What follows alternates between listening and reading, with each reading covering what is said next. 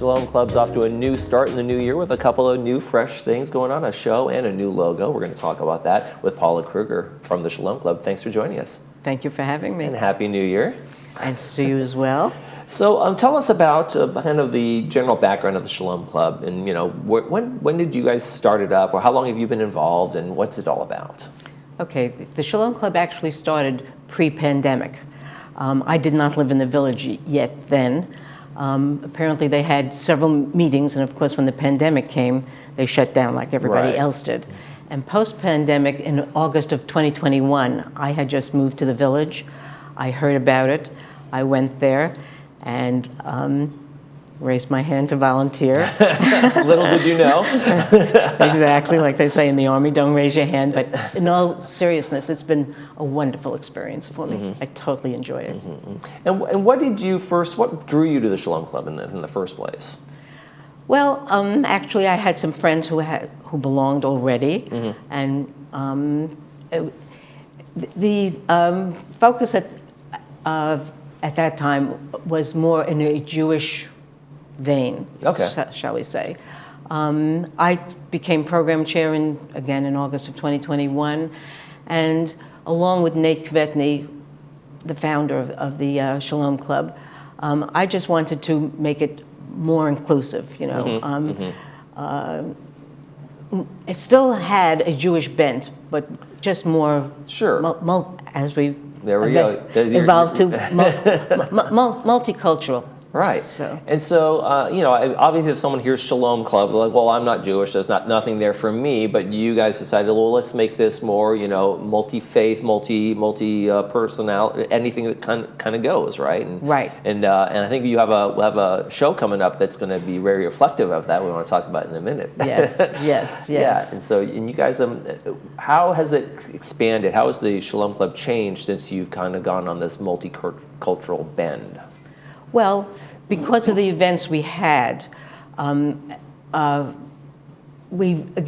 had a Jewish bent, but one of our by far most successful, we had standing room only crowd, over 250 people, for a program that was called Violins of Hope, mm-hmm. which was based on a Jewish theme of violins that had been played in the camps in the Holocaust, but drew a huge crowd because it was historical. It wasn't. It was Jewish and historical at the same time. It was history that happened to be Jewish. That's the way. Right. It almost transcends a lot of those kind of ideas of maybe shalom or Jewishness or whatever. Just that time and place in the world. Exactly. And that really, quite frankly, led me to come to want to emphasize more of all-inclusive. And the first thing, we have three things that we say about our club, and the very first one is welcoming everyone. Mm-hmm. And we wanted everyone to feel welcome, and we want everyone to know that these programs are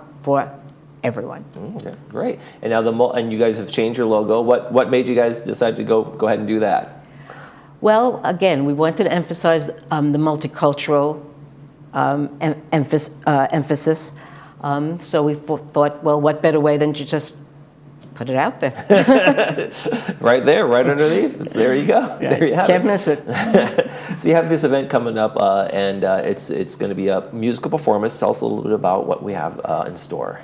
Okay. Well, we wanted to kick off the year, given our new logo that says Multicultural Gathering, and at the risk of being redundant, the event this Sunday, mm-hmm. The 7th of January, Clubhouse 1, is a multicultural musical festival.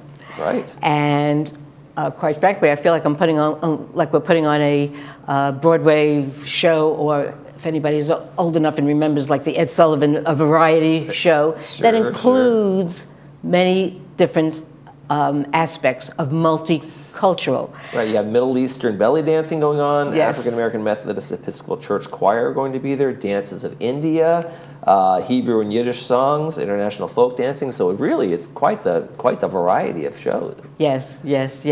And just taking the first thing as an example, Middle Eastern belly dancing. This to me is very significant because it is multicultural, And at the same time, first of all, it's a lot of fun. It's very entertaining. And also, quite frankly, it's also, there's going to be a very short explanation, because I have personally have come to know that Middle Eastern belly dancing it's really a cultural thing. It's more serious than people think it is, you know. And I want people, part of what we try to do is semi-educational. It's fun, but it's a little bit of education just thrown in there. Okay, you know? so I was going to ask about that. So are there maybe little intros or setups before each performance to kind of give you the background and or the origins of these dances and these songs? Exactly. And that belly dancing as a cultural thing rather than as cabaret entertainment.